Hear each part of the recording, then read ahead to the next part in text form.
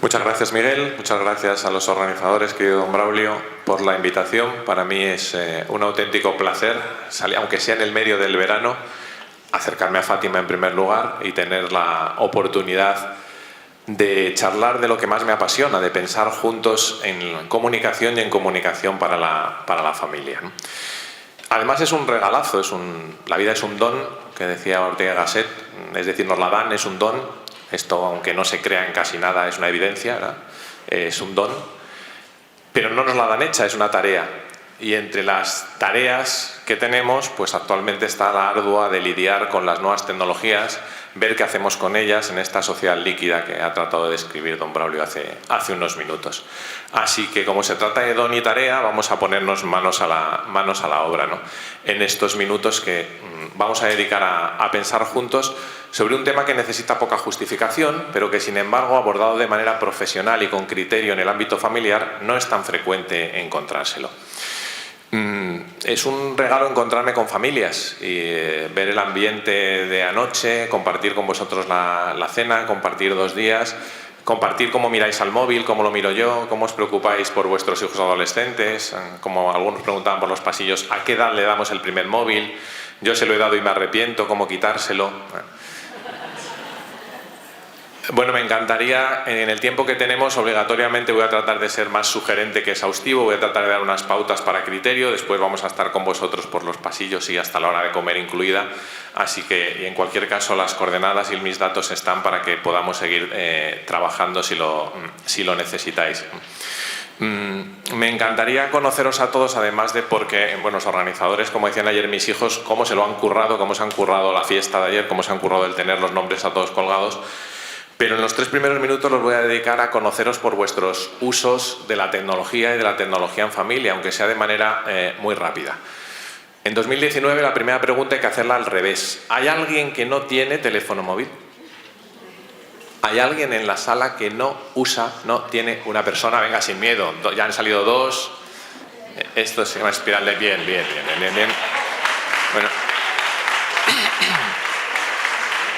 Bueno, yo os voy a aplaudir también la heroicidad, pero no voy a dar una charla para que no tengamos teléfono móvil, ni para que pensemos que son exclusivamente herramientas del diablo de las que tenemos que huir y que no tenemos que conocer ni saber utilizar, ¿no? Yo tengo un amigo, padre de familia, que no tiene teléfono móvil, exclusivamente una persona que no tiene de los que conozco. Hace unos años preguntábamos si tenían televisión en casa, hoy la pregunta obligatoria es si tiene teléfono móvil. ¿Hay alguien que no tenga Facebook? Bueno, aquí sube, veis que somos la mitad, de 150 aproximadamente 75 en la sala. ¿Quién no tiene Twitter? Bueno, esta hay que hacerla, vemos prácticamente al revés. ¿Quién está en Instagram? Al revés, ¿quién está en Instagram? ¿Quién está en Instagram? ¿Quién está en LinkedIn? Luego venimos con las preguntas de qué es LinkedIn y tal,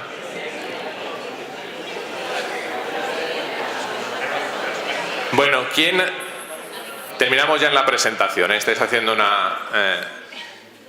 un sondeo muy rápido de quiénes somos con nuestros usos tecnológicos. ¿Quién, como antiguamente mis abuelos, mi padre, incluso yo me acuerdo, nos llevábamos el periódico al baño? ¿Quién se lleva el móvil al baño y lee noticias u otras cosas en el baño? Sin miedo. Bien. Aproximadamente el 50% que se atreva a confesarlo. ¿Vale? Última pregunta, la más comprometida de todas, que tiene que ver con lo anterior. ¿A quién se le ha caído alguna vez el móvil al baño?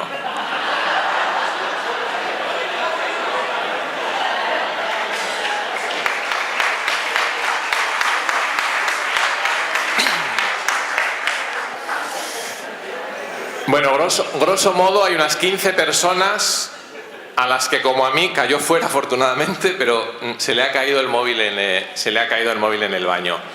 Bueno, necesita poca justificación, ¿no? El por qué, con acierto los organizadores, no porque haya tenido que venir yo a hablaros, necesitamos pensar juntos sobre una realidad que marca decisivamente algo que con muchas cautelas empezamos a llamar el cambio de época, al que también se ha referido don Braulio, del que habla mucho el Papa Francisco, habla el Papa Benedicto, habla Juan Pablo II con la nueva evangelización.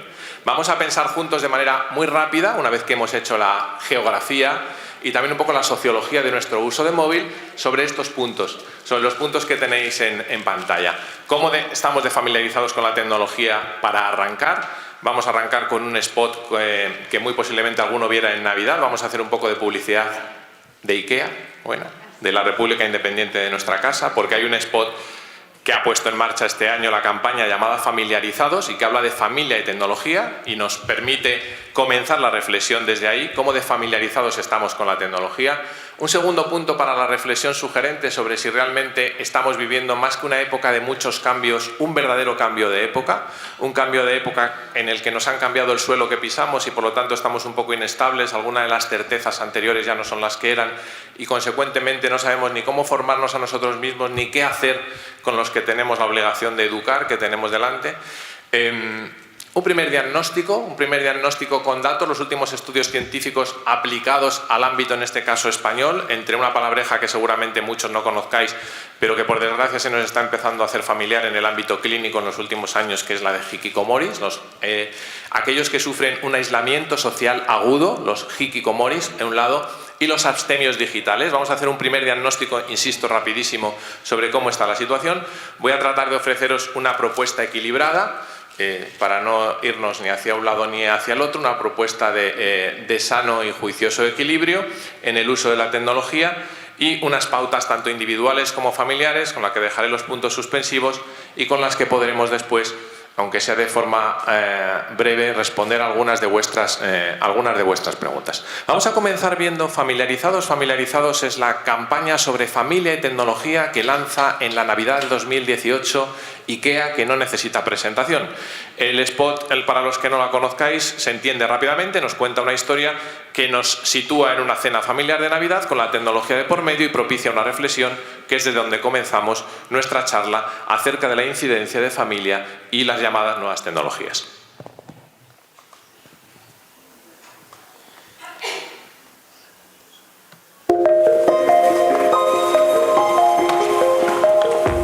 Buenas noches a todos, buenas noches familias. Las reglas del juego son sencillas. Si aciertas, te quedas. Si fallas, tendrás que abandonar la cena. ¿Ha quedado claro? Familia Andrés Lorenzo. Esta pregunta es para Julia. ¿Qué filtros de animales puedes encontrar en Instagram Stories? Un perro, un conejo y un gato. Muy bien, Julia. Vamos ahora con la familia Fernández Gómez. Alberto, ¿qué es el swish swish? Un baile. ¿Lo harías? Sí. Estupendo. Oye, un aplauso para él, ¿eh? Familia Carral, ¿qué es lo último que ha incorporado Instagram? Chats de vídeo. Si ya saben cómo me pongo... ¿Para qué me invitan? Correcto. ¿En Twitter? Muy bien. Sigues cenando. Oh my god, en inglés. Correcto. ¿Cómo se conocieron los Javis? En una fiesta. ¿Y tus padres? ¿Cómo se conocieron? No sé. Lo siento, María, te tienes que levantar y abandonar la mesa. ¿Cuál es el puesto de trabajo exacto de tu padre? No lo sé. ¿Qué carreras estudió tu abuela Gloria? Creo que estudió No. No lo sabes. No tengo ni idea. ¿Cuál es el grupo favorito de tu hijo? Lo siento, Eva, tienes que abandonar la mesa. ¿Qué sueño le queda por cumplir a tu mujer? No tengo ni idea, la verdad. Jesús, te tienes que ir. ¿Qué marcó la infancia de tu abuela? No sé. No te lo noto. No he hablado con ella sobre eso. El libro de la selva. ¿Es esa, Hugo? No. Cuando eras pequeño. ¿Dónde se fueron tus padres de viaje de novios? A Valencia. ¿Lo dices a voleo o...? No lo sé.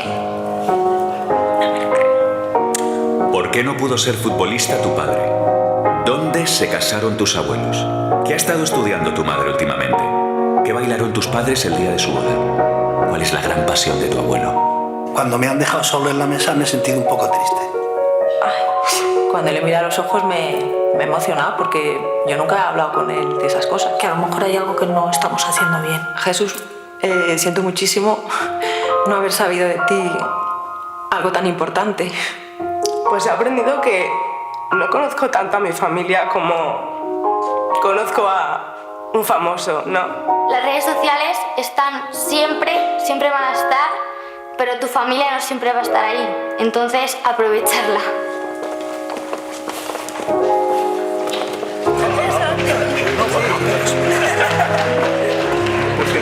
Abuela. A través de unos amigos comunes.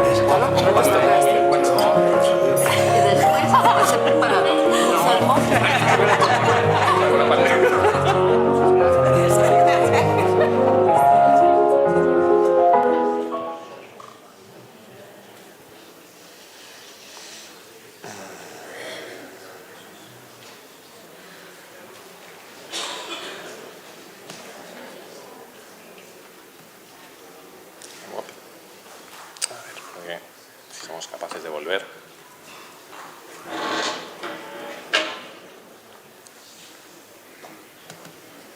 ¿Por qué no me deja volver? No me deja volver a ponerla en marcha. La siguiente. Vale. ¿Y ahora por qué no me deja volver? ¿Por qué vuelvo aquí? Vale, muchas gracias.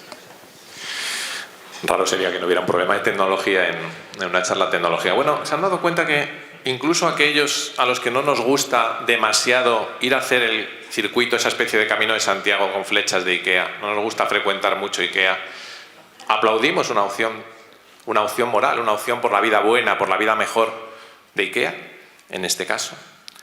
¿Qué nos ha gustado? IKEA proporciona en este caso un modelo de publicidad al uso que no se centra en cantarnos las bondades de los productos de IKEA.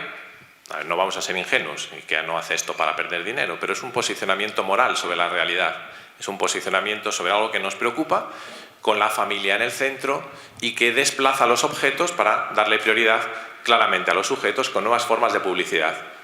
Asociación de valor a determinadas marcas, sea IKEA, sea Danone o sea Coca-Cola, nos da lo mismo.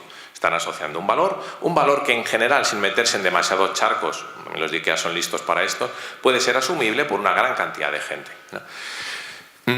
Siendo conscientes de que el objetivo último es vender más Coca-Cola, es vender más muebles en este caso, creo que tiene algunas cuestiones para el análisis que nos permiten arrancar y aplaudir verdaderamente a IKEA con el posicionamiento de partida que nos sirve para reflexionar juntos esta mañana. En primer lugar, que aunque IKEA es una multinacional sueca de los muebles fáciles de comprar y un poco más difíciles de montar, no coloca los muebles en el centro. De hecho, ni nos hemos dado cuenta, los muebles son de IKEA, todos los que aparecen ahí, pero no son los protagonistas, da lo mismo, o casi da lo mismo. Es la persona, es el sujeto la que está en el centro. Y no es cualquier persona, es la familia, ya sé que también IKEA en otros casos habla de la diversidad de familias y de estos modelos que nos ha descrito don Braulio antes, pero en este caso, persona y familia en el centro, por encima de los objetos y, por supuesto, de cosificar en las relaciones a las personas. Hacia mi modo de ver, una segunda cosa muy buena, este modo de promocionar moralmente una situación, que es el dirigirse a todos, absolutamente a todos. Es decir, no lanza en el peor sentido de la palabra moralina para lo que tienen que hacer nuestros hijos con los teléfonos móviles, nosotros lo sabemos todo y ellos son los que se comportan mal, sino que a todos nos falta mucho conocimiento verdadero de todos. Todos tenemos conocimiento instrumental de aquello que más o menos hacemos, pero muy poco de aquello que somos, de aquel círculo de ámbito más íntimo que constituye los anhelos, los deseos del corazón, en qué sueñas, cuál es el último deseo por cumplir en mi mujer, o incluso qué es la primera canción que escucharon en el día de su boda.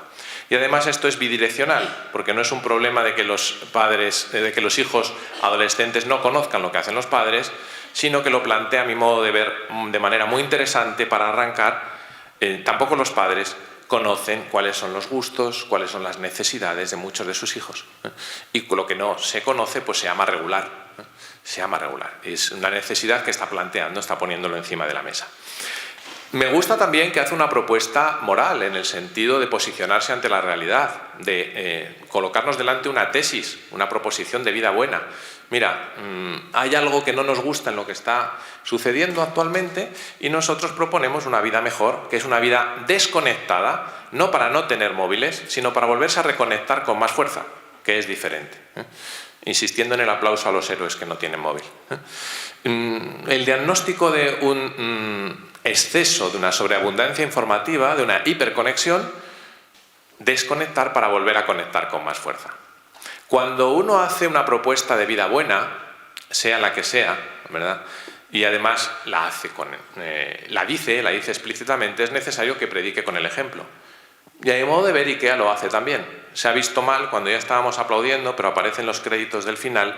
Forma parte, no es una ocurrencia, no es un spot sin más, sino forma parte de toda una campaña de la marca IKEA sostenida durante todo un mes en las pasadas Navidades. Es decir, los primeros en desconectar de las redes sociales durante un periodo determinado fueron los señores de IKEA. Porque se iba a entender muy mal que nos dijeran que hay que estar desconectados en Navidad y nos estuvieran saturando a mensajes y notificaciones. En las palabras del final aparece que entre el 24 de diciembre y el 6 de enero, que fechas tan cristianas ha cogido IKEA, ¿verdad?, entre esas fechas concretas nos vamos a desconectar y no vamos a estar presentes en las redes sociales. Propuesta, por lo tanto, de vida buena, donde se predica con el ejemplo. Bueno, tenemos otra pauta fundamental, en aquello que vamos a tener que hacer cuando nos adentremos en el territorio proceloso del uso de la tecnología en el ámbito familiar. Y una que no aparece aquí, pero termino contándola, aparece en el fondo de la foto que tienen en pantalla, es que, puesto que no es un spot, una mera ocurrencia, sino que es todo un proyecto, IKEA lo articula muy bien con experiencias fuera de la red. IKEA ha puesto en marcha un juego que creo que vaya por la 5ª edición, se agotó enseguida, vuelve a los tradicionales juegos de mesa y junto con este spot que estuvimos viendo en diferentes formatos durante un mes en Navidad, lanzó un juego llamado Familiarizados, consistente en lo que acaban de ver en el spot, es decir, en el conocimiento de los miembros de la familia para jugar en familia sin perder de vista el aparato, pero desde luego no colocándolo en el centro. Quizá algunos se hayan sentido identificados porque en los últimos años se han puesto relativamente de moda en algunos contextos. Han visto que para facilitar la experiencia offline en determinados contextos, IKEA ha sacado, las tiene IKEA también, unas cajas monísimas donde la gente deja su teléfono móvil al entrar antes de ir a comer o a cenar con las familias. Hay colgadores para que en la cena de Navidad estemos pendientes de aquello que verdaderamente tenemos que estar pendientes. En todo el capítulo 1, dedicado al análisis del diagnóstico, como ya nos han dicho y no voy a entrar, y también en el capítulo 7, donde el Papa Francisco se dedica en Amoris Laetitia a la educación de los hijos y al uso educativo de las determinadas herramientas, nos encontramos una cita explícita con 3 ideas que voy a resumir muy rápido para pasar rápidamente también al diagnóstico. El número 278. El Papa Francisco nos habla de encuentro, de la famosa cultura del encuentro educativo entre padres e hijos, que obviamente, como toda herramienta, como el cuchillo que podemos utilizar para partir el pan y compartirlo o para clavárselo al otro, puede ser facilitado o puede ser perjudicado. Puede ser una herramienta que la pongamos al servicio del bien común o puede ser una herramienta, es decir, una herramienta del corazón en el mejor sentido de los anhelos que veíamos antes, una herramienta del ombligo, la cultura del ombligo que no sale de uno mismo y que crea narcisos digitales, nuestros queridos narcisos que podemos ser nosotros mismos, que en lugar de perecer mirando las aguas como en el famoso mito, ¿verdad?, ahora pues nos hacemos selfies en precipicios y no somos tan tontos que nos caemos por el precipicio en lugar de mirar él. Ya han sacado un nombre hasta para la famosa paradoja de ir a disfrutar de la belleza del paisaje y caerse, por intentar hacerse el selfie más atractivo, el selficidio, el famoso selficidio. Bueno, entre padres e hijos puede ser facilitado o puede ser perjudicado. Debe quedar claro en esta cultura del encuentro, un segundo punto que está en el 278, que no sustituyen, que no reemplazan la necesidad del diálogo más personal y profundo que requiere del contacto físico, que requiere del abrazo, que requiere de la voz de otra persona. Obviamente.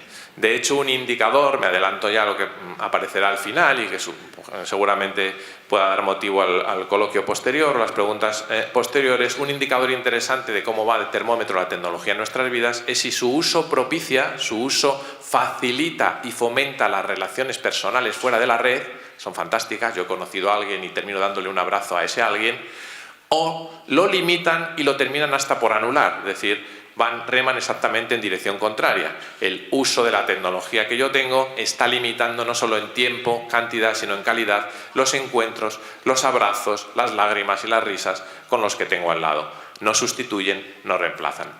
De cualquier modo, nos dice el Papa, no se puede ignorar los riesgos de las nuevas formas de comunicación, de nuestros niños y adolescentes, también de los mayores, que a veces los convierten en abúlicos. El Papa habla de autismo tecnológico, que los expone más fácilmente a los manejos de quienes buscan entrar en su intimidad con intereses egoístas. Conocemos esta realidad. Bueno, voy a pasar por esto muy rápido. Don Braulio lo sugirió antes, el Papa Francisco habla mucho de ello, del cambio de época, y lo voy a hacer con 3 imágenes. En pantalla solo hay 2, que a mi modo de ver marcan de manera muy clara, icónica, el cambio tecnológico, pero no solo tecnológico, es un cambio antropológico, como nos han dicho, y es un cambio ético en la forma de proceder. Es decir, para el nuevo tiempo de amor líquida, de persona deconstruida, está Tinder.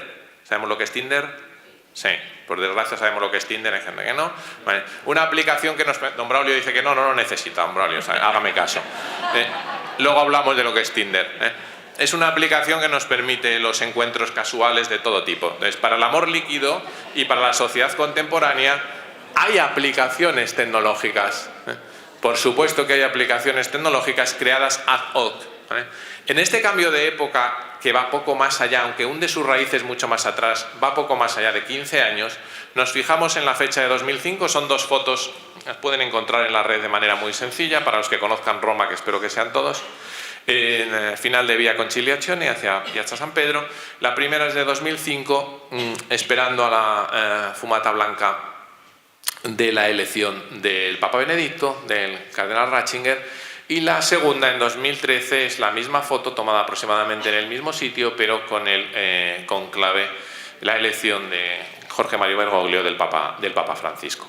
Como en los juegos que hacíamos de pequeño de las 7 diferencias, aquí no hay 7, aquí hay una bastante clara. Hemos pasado del 2005 de mirar directamente al otro, al sujeto con nuestro propio ojo, directamente al balcón, a mirarlo a través de una pantalla. En 2013 la proliferación de la tecnología es masiva en la pantalla que vemos. En septiembre, la última vez que estuve fue el septiembre pasado, hace casi un año, en una audiencia con el Papa. Fuimos un grupo de la universidad que estamos trabajando con la Fundación Ratzinger, con el Papa Francisco en la audiencia, a presentarle los trabajos, y me daba cuenta que quizá haya que, la próxima vez que vaya lo tengo que hacer, que haya que incluir la foto de 2018-2019, que no es ni la 1 ni la 2 exactamente, porque se ha dado dentro de este cambio epocal, dentro de este cambio de época, había un nuevo giro en el que todos nos vamos a sentir, por desgracia, bastante reconocidos. Ya no miramos siquiera al otro, al balcón, en este caso a través de la pantalla, sino que desde arriba, desde el Sacrato de San Pedro, se veía muy claramente cómo toda la gente lo que estaba haciendo es un selfie, esperando que el Papa Francisco pasara por detrás para salir él en primer lugar y el Papa por detrás, traerse el retrato del selfie. He estado en la plaza de San Pedro, fíjense cómo de nuevo el modelo, el paradigma ha cambiado. He pasado de mirar directamente, de mirar al otro a través de la tecnología, a mirarme a mí mismo, y lo otro que aparezca detrás como secundario, aunque sea el Papa. Por supuesto que hay que cazar al Papa cuando pasa por detrás, pero el protagonista en el modelo de cambio de época claramente soy yo. En este cómo hemos cambiado en muy pocos años, en este cambio, insisto, que es más profundo, que es un cambio antropológico, que es un cambio ético, que es un cambio de propuesta y de sentido, donde ya no nos encontramos tan fácilmente, de hecho no lo encontramos, ¿verdad?, a un muchacho que luche por ser como su padre, casarse, tener una mujer, a ser posible para toda la vida, encontrar un trabajo, a ser posible funcionario. Bueno, esto ha saltado por los aires. Voy a tener un trabajo, tengo varios al mismo tiempo, y la misma lógica, por desgracia, de las cosas la aplicamos a las personas. ¿Para qué voy a tener una mujer si puedo tener 15 al mismo tiempo? ¿Cómo ha saltado por los aires en poco tiempo el modelo antropológico y ético, el cómo hemos cambiado, pero que en la tecnología, sin embargo, tiene algunos sustratos comunes? Sin embargo, fíjense cómo sí que hay un acento novedoso a la hora de percibir la cuestión del conocimiento, también familiarmente en la transmisión a los hijos, el conocimiento y la transmisión educativa en estos pocos años. Mis padres se deslomaban porque en nuestra época, los que somos chicos de la generación EGB, tuviéramos la espasa calpe, aunque ya hay unos cuantos haciendo que sí, asintiendo, aunque tuvieran que pagarlo a plazos, y buen esfuerzo les costara. Y yo no oí jamás a mis padres, ni a padres más o menos cualificados que los míos, cuestionar el criterio de autoridad de la Espasa Calpe. O decirme, cuidado hijo con lo que vas a encontrar en la Espasa Calpe, en el tomo 8, que no me fío del todo de la fuente. No, que venía ahí, no era palabra de Dios, pero casi. No había ningún problema. En poco más de una década no tenemos la Espasa Calpe, tenemos todas las espasas calpes del mundo. Pero es precisamente eso, es la sobreabundancia de información y la falta de vínculos, de criterios claros, los que nos hace que la cultura de la sospecha se haya trasladado también a la tecnología. Que no podamos decir a los hijos, mira, está San Google, como dice mi hijo, el de 15 años que anda por ahí, papá, vamos a verlo en San Google, vamos a buscarlo en San Google, porque San Google nos lo da todo. O como incluso los alumnos de la universidad, cuando les pides un trabajo, por desgracia en muchos casos viene con las 3 primeras fuentes buscadas en la wiki y 2 más, y además se piensan que es un trabajo de calidad, ¿no? Tenemos muchísimas más posibilidades. ¿Cómo hacíais la tesis antes de Internet? Preguntan algunos de los alumnos de doctorado, pues con fichas amarillas, ¿verdad? Sí. Y sin embargo se ha extendido una cierta mancha de sospecha. Vamos al diagnóstico, para entrar inmediatamente en los casos de un extremo o de otro y poder hablar sobre las propuestas. Para asustarnos un poco, además de reírnos con lo de si se nos ha caído al baño o no, las últimas cifras dicen que los españoles miramos el móvil una media de 150 veces al día. Una media.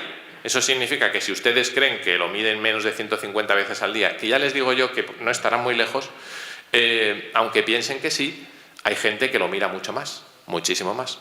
De hecho, todos los años con mis alumnos de audiovisual y tecnología en la universidad hago una experiencia a principio de curso muy similar a esta, es que ellos digan cuántas horas creen que pasan en cantidad viendo pantallas a lo largo del día al principio de curso. Es muy raro encontrarnos a alguien que confiese más de 4 horas diarias de consumo de pantallas, es muy difícil.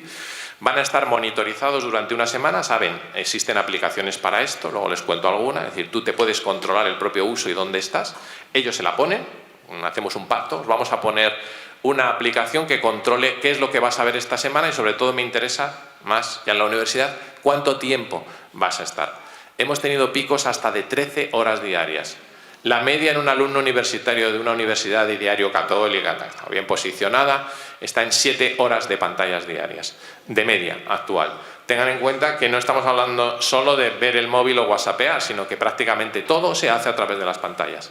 El ocio, el planificar un viaje, por supuesto el ver una serie, etcétera, etcétera, y nos salen picos de esa dimensión.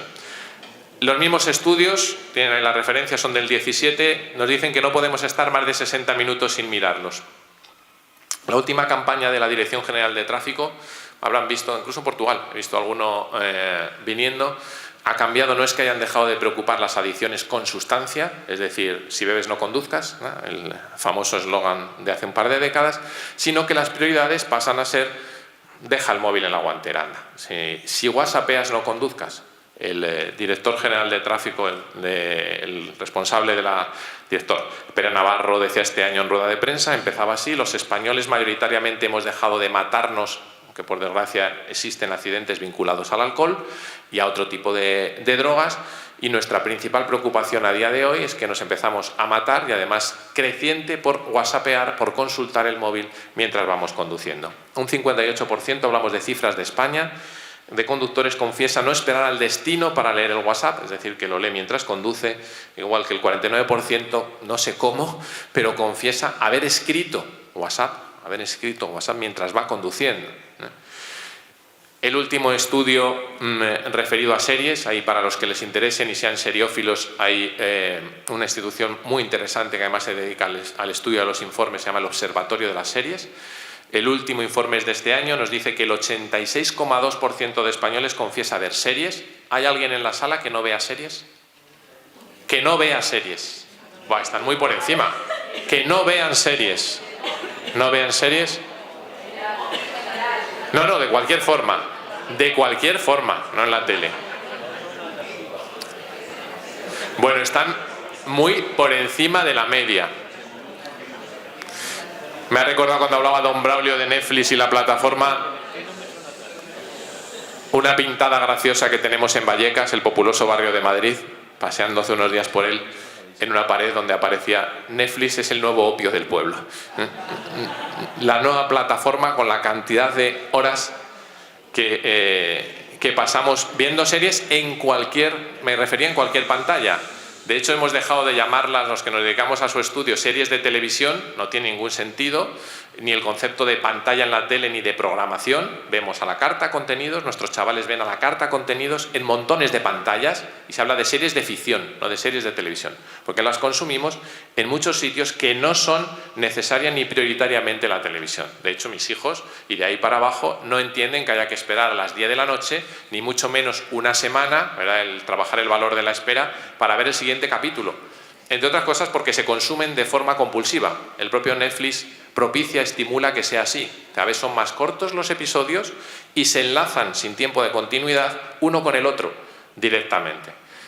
Los muchachos de universidad se pegan a atracones, de ahí lo de las 7 horas. En inglés se llama binge watching o ver de forma compulsiva.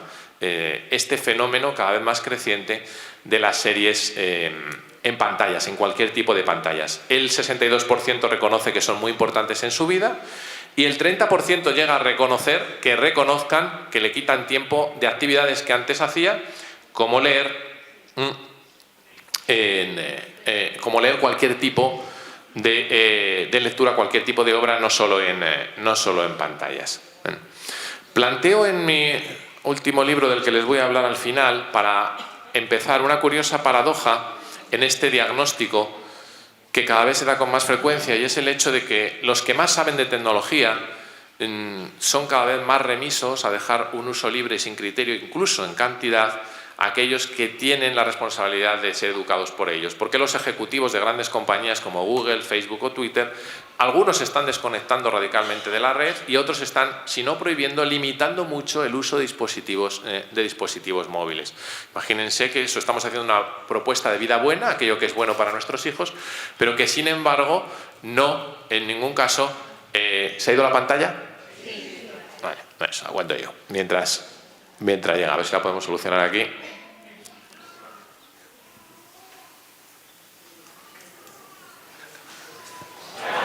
Ya volvió. Bueno, ahí tienen como dicen nuestros jóvenes, un tuneo. Hemos tuneado el famoso cuadro del grito, Munch. ¿Por qué los ejecutivos de grandes empresas, les estaba diciendo, son cada vez más reticentes a un uso indiscriminado y a un uso descontrolado de la propia tecnología? No podemos ser ingenuos. Me parece que aquí hay una ambivalencia muy interesante para un futuro que es presente, que nos toca vivir, y es el hecho de que la tecnología puede y debe configurarse y crearse para el bien. Es posible hacerla con esa directriz, no es neutra, en absoluto es neutra. Pueden crearse aplicaciones para compartir el conocimiento, pueden crearse aplicaciones para convertirnos en mejores ciudadanos, en mejores personas, pero también al mismo tiempo, y de hecho se hacen, la tecnología lleva directrices en dirección contraria, nos puede llevar claramente al precipicio, porque en esto no podemos ser ingenuos. Hay gente que se dedica a hacer la tecnología más adictiva, por ejemplo, o a tratar de que consumamos determinadas cuestiones en cascada. Bueno, de ahí la pregunta inicial, sobre la que no tenemos más tiempo, pero que nos lleva a plantearnos de manera muy rápida esos dos extremos de los que hablaba al principio. Bueno, igual que lo de las enciclopedias Espasa, ¿no? Ya están leyendo el chiste. El castigo clásico de nuestros, incluso de los de la generación EGB, de nuestros padres hacia nuestros hijos, era que nuestros hijos fueran castigados siendo recluidos en la habitación, quedándose en la habitación. Te vas a quedar en la habitación. Bueno, el castigo contemporáneo para ciertos muchachos es sacarles de su habitación, porque han hecho de su vida, en este caso han hecho modus vivendi, centrado tan exclusivamente en la tecnología que les ha llevado, estamos hablando de un caso extremo, incluso de un caso extremo, pero les van a sorprender las cifras. El término en japonés significa estar recluido. Hikikomori es el sujeto que padece, está diagnosticada ya como enfermedad, un aislamiento social agudo. No es una agorafobia, ¿vale? No es una fobia social sin más, suele tener de base otras patologías, pero en este caso es un estar recluido entre cuatro paredes en su propia habitación. Hikikomori se diagnostica cuando sucede al menos durante 6 meses de forma ininterrumpida y dificulta hasta el extremo las relaciones personales. La familia le llega a dejar la comida a la puerta, como al perro, en algunos casos. Es muy difícil hablar de cifras, los estudios más fiables porque el fenómeno de manera más prevalente está en Japón, pero no solo. En Japón hablamos de en torno a 1,5 millones, 2 millones de personas diagnosticadas, 1 millón, y en el último año las cifras que existen en España son ya de 200 casos diagnosticados clínicamente, tratados. Después veremos dónde, de hikikomoris, de muchachos recluidos con ese aislamiento social agudo que les aísla totalmente del mundo. Es una especie de, si recuerdan los que no se han dedicado a las humanidades de sus estudios de filosofía, es una especie de caverna platónica contemporánea. Aquel mito es una alegoría, ¿verdad?, de los hombres completamente rígidos mirando a la pared, esclavos como tal, encadenados como tal e incapaces porque les duele la luz del sol cuando la ven. Ahora, el propio mito de la caverna, que tiene mucho que decirnos aquí, nos sitúa en una perspectiva que al menos nos hace apuntar hacia la luz. Es cierto que hay cavernas en el mundo, esta es una de las cavernas, la adicción digital es una de las cavernas, hay cavernas oscurísimas, pero también es cierto que no todo el mundo es una caverna y que se puede salir de ella. Al mismo tiempo, el mito de la caverna, estos hikikomoris contemporáneos, nos planteaba que la realidad en muchas ocasiones se nos da por representaciones. Nuestros hijos conocen mucha realidad por representaciones. Bueno, los nuestros espero que no, pero hay muchos, ¿verdad?, que no han visto amanecer, que no han visto atardecer y que no han visto la vaca más que en el tetrabric de Pascual. La vida se nos da por representaciones, pero no toda la vida es representación. La representación remite a la realidad que puede ser abrazada también. Y esto también nos lo enseña la alegoría de la caverna. Del hikikomori, de esta dificultad, sin duda se puede salir. En un movimiento absolutamente pendular, como cada vez que estamos en este cambio de época en el que nos han cambiado el terreno que pisamos, como decía antes, se da también el fenómeno contrario. En pantalla tienen el libro de un profesor, de un especialista catalán, el profesor Puig, que recientemente publicado también, sobre 10 casos, relatos muy interesantes de 10 personas que han decidido voluntariamente apartarse del mundo digital por exceso y vivir, como nuestros dos héroes, sin teléfono móvil, ellos y sus familias. Vivir sin ninguna conexión digital. El libro, que además se lee de manera muy sencilla, se llama Cómo sobrevivir sin Internet, sin aislarse del mundo. Bueno, estaríamos en ese péndulo entre uno y otro. Vamos a la propuesta equilibrada y a las propuestas personales y familiares de consumo para dejar abiertos los puntos de diálogo.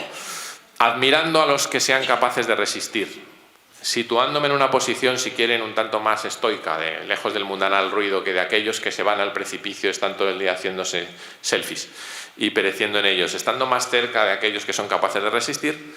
Insisto, creo que no solo porque no podamos y no esté en nuestras manos, sino porque sinceramente así lo creo de partida, es también un regalo que debemos utilizar, también es un atrio al que debemos asomarnos, también es una posibilidad de herramienta de conocimiento del otro sin ninguna duda. Y buscando la analogía de la alimentación, del consumo, me parece que no tengamos que sería un poco absurdo que tuviéramos que prohibir la comida por tener un problema de exceso, un problema de control. En este sentido me parece mucho más inteligente, con algunas pautas que vamos a ver a continuación, apostar por una suerte de dietética, mostrando el juego de palabras, también de propuesta de hacer, de dietética digital, que nos separe en esta sociedad del rendimiento y del cansancio que nos pide trabajar 25 horas sobre 24, que nos separe, que nos aleje para poder volver al mundo con más fuerza. Porque estoy plenamente convencido, en los últimos años que llevo investigando profesionalmente el tema mucho más, que vamos a ser, ya, no una cuestión de futuro, vamos a ser mejores personas, mejores profesionales y también mejores en nuestras familias, cuanto mejor seamos capaces de integrar adecuadamente y con equilibrio las enormes posibilidades que nos da el mundo conectado. Es decir, no apartarnos del mundo, sino integrar con equilibrio las enormes posibilidades que el mundo conectado nos ofrece. Les voy a dejar el material para que lo vean. en el libro con el que voy a concluir lo trato. Lo primero que tenemos que hacer es un buen diagnóstico. Es decir, no podemos saber si nos sienta mal algún alimento si alguien no nos lo diagnostica bien. No podemos saber de qué estamos hablando si no conocemos enteramente al sujeto y cuál es el trato con el objeto que tiene. Es absolutamente imposible, ¿no? Antes me preguntaba alguien afuera, antes de empezar la charla, la pregunta típica sobre la que luego volveremos, dice, mi hijo tiene 11 años, le doy el móvil, no, tengo que conocer a su hijo, porque yo tengo compañeros de 45 a los que se lo quitaría. Es obvio, hay que conocer a la persona en uso de cantidad y también de cualidad. ¿Dónde, cuánto, qué es lo que hace con la tecnología? ¿Qué es lo que hacemos con la tecnología en familia? ¿Tenemos experiencias? Vale. ¿Tenemos experiencias de uso, de un consumo sin consecuencias negativas? Al revés, positivas, donde la tecnología puede unir océanos. Tenemos la experiencia fabulosa, ¿no?, de que eso es posible. Con el riesgo de ese presente en perspectiva, de que nos acercamos hacia él, para los que conozcan la serie Black Mirror, la distopía, de que parece que se nos viene encima, estamos todos un poco más cerca del abuso digital, ¿no? Un consumo que bien por cantidad, sería el caso del abuso, de frecuencia o situación del sujeto, conlleva consecuencias negativas para su entorno, y lo que provoca en ese caso son disfunciones esporádicas. Pues dormimos un poco peor, bueno, ha bajado un poquito las notas, parece que está más tiempo en casa y menos con sus amigos, está más irascible, indicadores del abuso.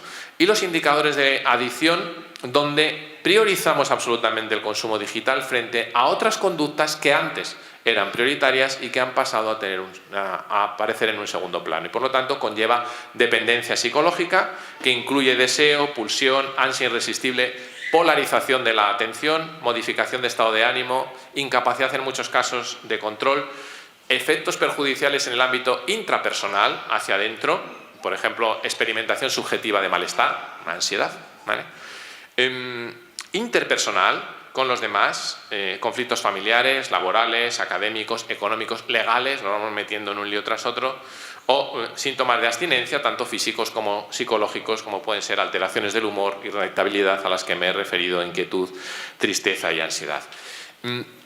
La posibilidad de acercarnos de esa prevalencia del abuso o de la adicción no se da exclusivamente en jóvenes, sino que encuentran las puertas abiertas y el terreno muy abonado en cualquier situación de vulnerabilidad del sujeto, de la persona, de desvinculación. Por eso, cuantos más vínculos, cuantas más comunidades, cuanto más ejemplo familiar y de familias para salir al mundo, mejor.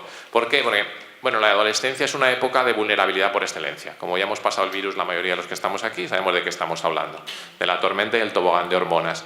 Es un momento de especial vulnerabilidad donde las adicciones pueden entrar a saco, y algunas propiciadas por la propia tecnológica.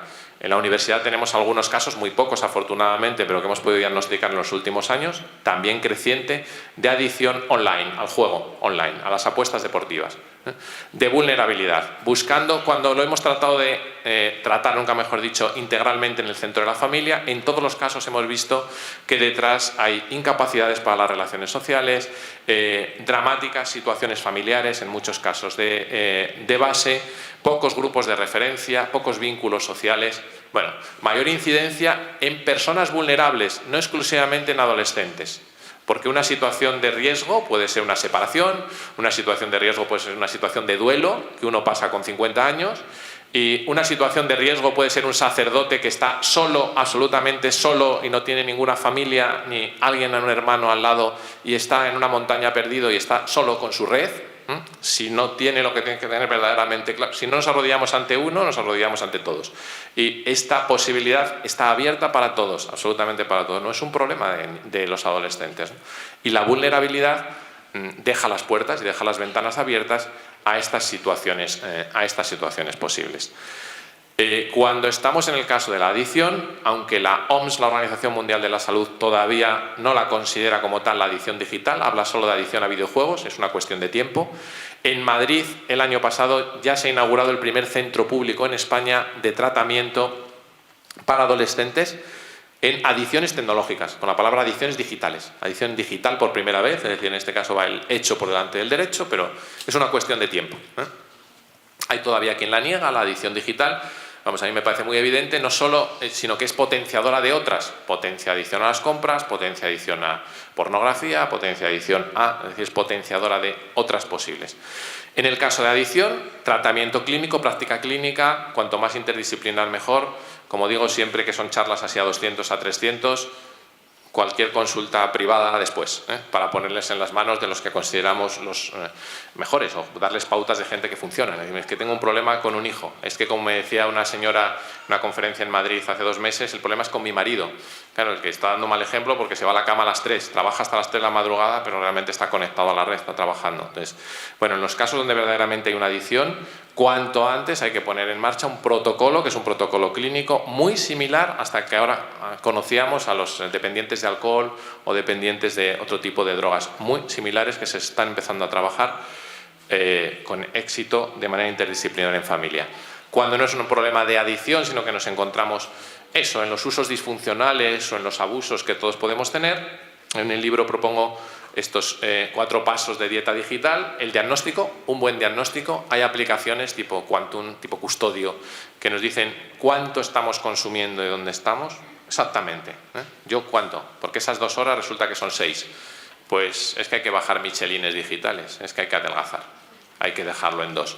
Ya sé que el tiempo no lo es todo, porque un chaval con 15 años puede estar 2 horas creando vídeos maravillosos y despertando una vocación estupenda, y con 10 minutos la puede preparar, pero uno de los criterios es el tiempo, porque nos afecta, el tiempo es limitado. Reiniciar el paso de un periodo de ayuno digital obligatorio. Estos son unos ejercicios espirituales digitales en toda regla,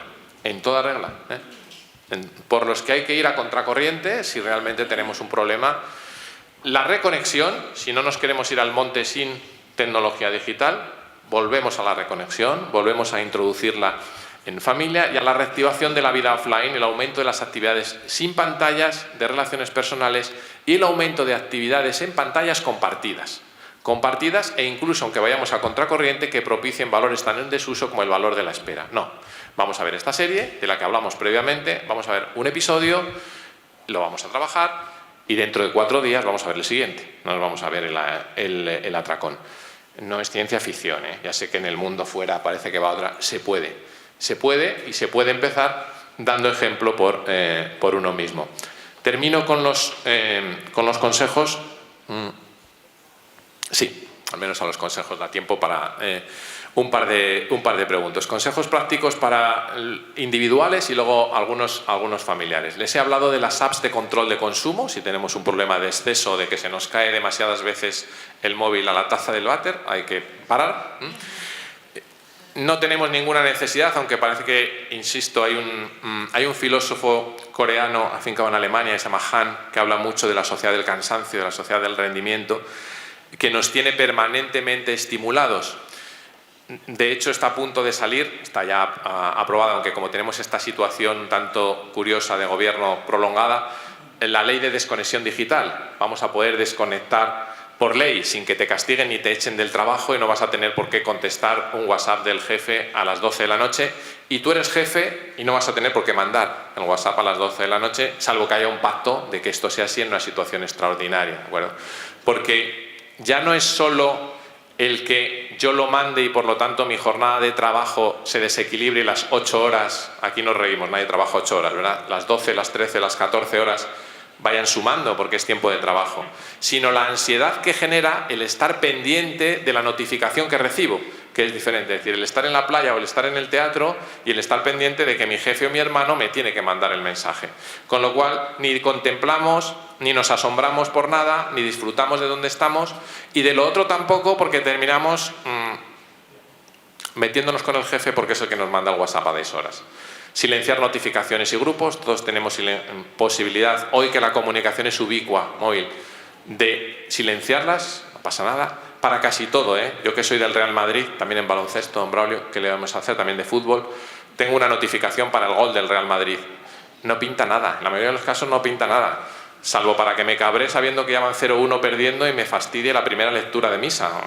Es que no pinta nada, la notificación silenciada, absolutamente silenciada, es un consejo muy básico, ¿no?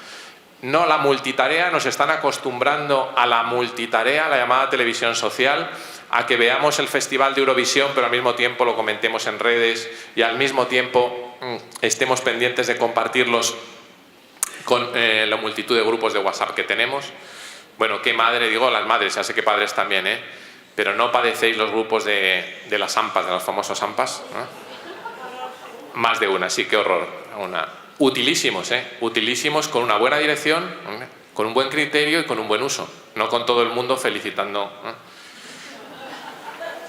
Si whatsappeas no conduzcas, lo hemos dicho antes, y eso significa evitar la tentación todo lo posible es el móvil a la guantera. Las reuniones en modo avión les puedo garantizar que son muchísimo más eficaces y que hacemos en 15 minutos lo que antes hacíamos en 30, tampoco hay ninguna, aparte de ser una falta de educación, el que alguien esté hablando y tener que contestar obligatoriamente a cuestiones que no son urgentes. La luz de las pantallas excita y dificulta el sueño, por lo tanto es relativamente sencillo llegar a un pacto común familiar de las pantallas no en el dormitorio, tampoco la recarga de móviles, sitio común, ya que no podemos tener la pantalla en sitio común, como antiguamente se decía, el ordenador en el comedor, porque así sabemos esto hoy es una quimera, es imposible, lo llevamos todos en el bolsillo, es una cuestión de educación y no solo de control parental. Realmente el tema de la conexión es muy fácil sacarlo del dormitorio. Hay estudios demostrados sobre cómo nos incide en el sueño, la capacidad de producir serotonina. Ser realmente productivo, esto es realmente paradójico. Hay aplicaciones que instalándolas en nuestro móvil nos permiten no mirar el móvil, pero para eso tenemos que instalarnos una aplicación en el móvil. Y a nivel individual, y no me digan que no lo podemos hacer, ni lo último ni lo primero, ni lo último en el día mirar el móvil, ni lo primero por la mañana mirar el móvil, volver a la hermosa costumbre de levantarnos y el espejo tampoco mirar por la ventana. Concluimos con las pautas familiares. Esto, por si no ha quedado claro, para conversarlo después, va de educación antes que de tecnologías. Es una cuestión educativa, absolutamente. Ante la hipertrofia de la afectividad, un mundo tremendamente emotivo y emotivista, también nos ha intentado vender con un poquito de lágrima IKEA en el anuncio anterior. Hay que educar en una suerte de razón cordial, de equilibrio, de la razón entre, por supuesto, pero los afectos entren en sano equilibrio en los dos, para no pensar que existe aquello que deseo y que puedo conseguir aquello que deseo sin más, inmediatamente.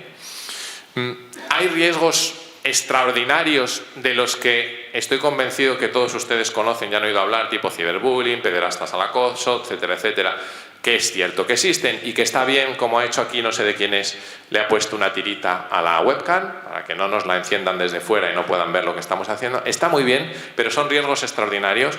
Fíjense más en trabajar, en el libro doy algunas pautas también, en riesgos cotidianos, conocerse a nosotros mismos, proyectar una adecuada imagen de sí mismos, qué imagen están proyectando nuestros adolescentes o proyectamos nosotros mismos, conductas positivas que se pueden tener en la red, conductas de compartir cuestiones positivas. Por supuesto que se puede hablar con un hashtag de algo bueno que hacemos los viernes, claro que se puede y se debe. Integrar ámbitos, creo que han hecho mucho daño dos conceptos que en los últimos años se han trabajado mucho, el de nativos digitales. Como ellos son nativos, ellos lo saben todo, error, ellos saben de botones, el criterio no lo tienen. Es más, nuestra experiencia con las generaciones que están empezando a llegar a la universidad es que son bastante analfabetos digitales, bastante, no todos, pero aquellos que les interesa tienen competencias digitales desarrolladas, los demás manejan YouTube, manejan WhatsApp, punto final. No son competentes digitales. Pasamos una tabla de competencias digitales y la suspenden, como la suspendería yo si no me alfabetizo. Es decir, que nada de una separación radical entre nativos e inmigrantes digitales, no es tan radical, y además la cuestión técnica, lógicamente, si tenemos 70 años, pues cuesta un poco más que 50 y más que 30, pero no está ahí lo decisivo. Y la segunda cuestión que ha hecho bastante daño es nombrar a todo lo que tiene que ver con el ámbito digital y de nuevas tecnologías para nosotros como realidad virtual. Porque se ha extendido como una mancha negra la sensación de que como es virtual no es real y por lo tanto no tiene consecuencias. Y amparados en el anonimato de la red y del mundo digital yo puedo hacer nada y no tiene consecuencias. Y además me encuentro en clase de ética en la universidad con argumentos del tipo: es que no nos dejan utilizar Twitter, es que nos están censurando, no vivimos en democracia. No, lo que no te dejan es amenazar de muerte a otro. Lo hagas en Twitter o lo hagas en la pared del baño. Es diferente. Lo que pasa es que a ti te da la sensación de que en Twitter puedes hacer todo lo que te dé la gana. Y es diferente. Y además casi siempre han parado en el anonimato porque no dan la cara. Es distinto. Lo que está prohibido no es el uso de Twitter. Lo que está prohibido es la amenaza contemplada como delito. Por cierto, también Twitter recoge ahora el delito de ofensas religiosas. Indicadores de buena o mala salud digital familiares. Rendimiento escolar. Cuenta lo que le pasa. También en red. ¿Sus hijos cuentan lo que les pasa? ¿También en red? ¿Con quiénes se relacionan? No. Pues hay que empezar a abrir catas. Hay que empezar a entrar sutilmente en su mundo y ellos en el nuestro. Es muy importante que sepamos con quién se relacionan dentro, con quién se relacionan fuera, y que tengamos espacios comunes. Tienen que tener su habitación cerrada y en la adolescencia se nos convierten un poco en erizos, ya lo sabemos. Pero tiene que haber espacios comunes porque también en red nos tienen que contar lo que le pasa, ¿no? Hace deporte, rehuye encuentros sociales. La cuestión de la protección, los sistemas de control parental a los que me he referido antes son insuficientes, y son insuficientes a día de hoy porque las pantallas son ubicuas y porque nuestros hijos tienen algunos, y para esto no hay que tener excesiva competencia digital, conocimientos para saltárselos. Y si no, pues en casa de un amigo lo tienen, sin saltar. Concluyo, establecer con las últimas una cultura digital común. Lo que a ti te afecta, me afecta a mí, por lo tanto una cultura digital. Concluyo el libro con un decálogo interesante sobre esto. No es realista, a mi juicio, educar sin pantallas. Transmitir hostilidad puede suponer que te vean a ti como el enemigo y que no te cuenten nada de lo que allí sucede. Ante el boom de la comunicación efímera, me parece que en familia y todo, cada una de estas es una tarea, no sé si para una tesis doctoral, pero para un seminario seguro. Ante el boom de la comunicación efímera, las historias, los stories de Instagram, que además potencian esa idea de anonimato, comunicación instantánea que no deja huella. Pensemos nosotros, claro que tenemos la creatividad suficiente, y la tenéis, no hay más que ver la gala de anoche, ¿no? Hay mucha creatividad, hay muchas posibilidades de hacer muchas cosas buenas, iniciativas digitales que dejen huella, iniciativas digitales que no se esfumen. ¿Por qué no compartir un camino de Santiago digital? ¿Por qué no compartir, al menos hasta cierta edad, un Instagram familiar? Conocerlos y conocerles mejor que las marcas, por mucho, y esto me parece muy importante, por mucho que Netflix te recomiende, porque nos recomienda, a partir de que hayamos visto una serie, las famosas cookies, ¿verdad? Pues ya nos recomiendan otras parecidas.